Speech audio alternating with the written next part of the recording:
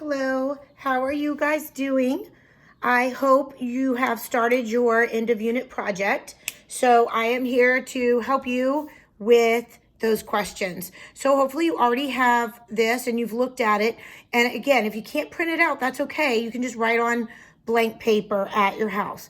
This is just a reminder of what all the letters stand for. This was also on the example page that we did in class in Algebra 2.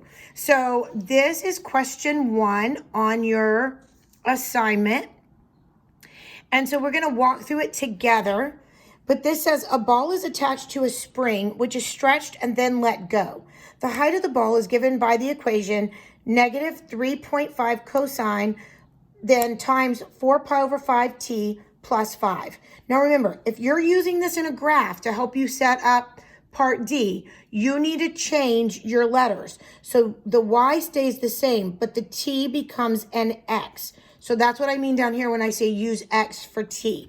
If you type it in with a y and an x, then it'll give you the graph. But you have to have it set in radians, and you have to have it all done the way we set them up in class. All right, so here we know that our A, or our amplitude, is 3.5 because it's the absolute value of this number. We know that our midline is 5, and we know that our frequency is 4 pi over 5. So the first question it asks you is what height was the ball released? So you have to take the 5, which is the midline, and you have to subtract that 3.5 away from it. Because the ball is released after you stretched it, it's released really low, and then you're going to let it go, and it's going to bounce up from there. So it starts off at its low point. Now, I did too much for you here because this is part of your test, but it's the way you get that is it's 5, because that's the midline, minus the 3.5, because that's how low it can stretch down to, and that leaves you with 1.5. So then they want the maximum height. Well, the height can be found the same way. Again, you're going to take the midline. This time you're going to add the amplitude, and that will give you the maximum height. Finally, how many seconds does it take the ball to return to original position? They're asking you how long is the period? How long does it take to cycle from pulling on the string, pulling it to its tightest, letting go, and then having it come back to its original position? So that would be the period. Well, we don't know the period. We know the equation. And in the equation, we get A, B, and C.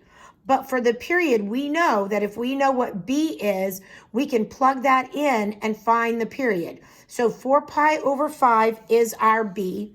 So you use the equation B times P equal 2 pi.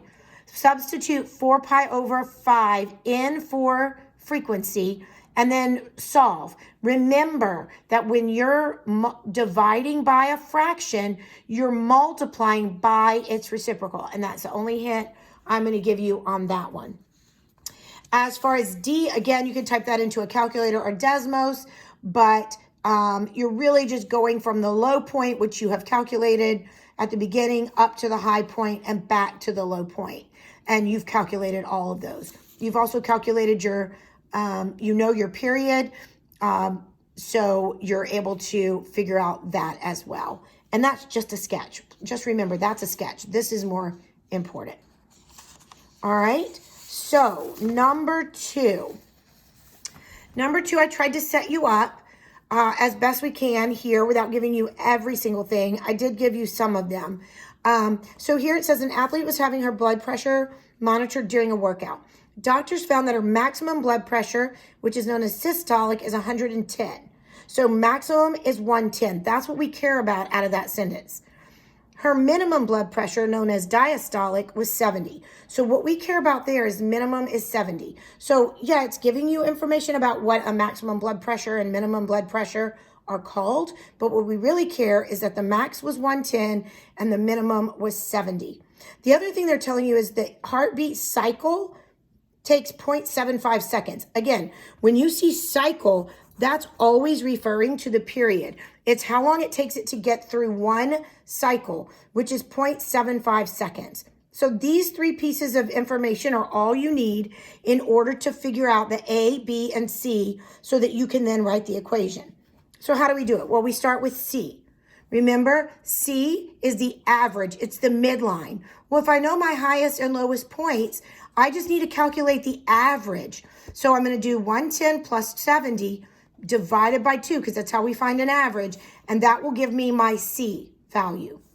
From there, I can take my highest value, my maximum of 110, and I can subtract my C, my answer right there, goes here. And then when I subtract that, I'll know my altitude. Well, that's 2 of the 3. So now I just have to find B.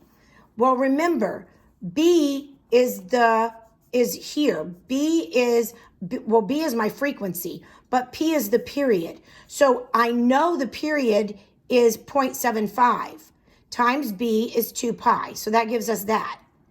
And then I know I can divide both sides by 0.75 and calculate that B is 2 pi divided by 0.75. Now put that into a calculator, especially if you have a graphing calculator, and remember how I showed you to reduce fractions, and you'll be able to get a fraction there. If you can't do that and you just give me a decimal, round it to the nearest 10th or 100th, and I'll accept that as well, no problem. And then times pi.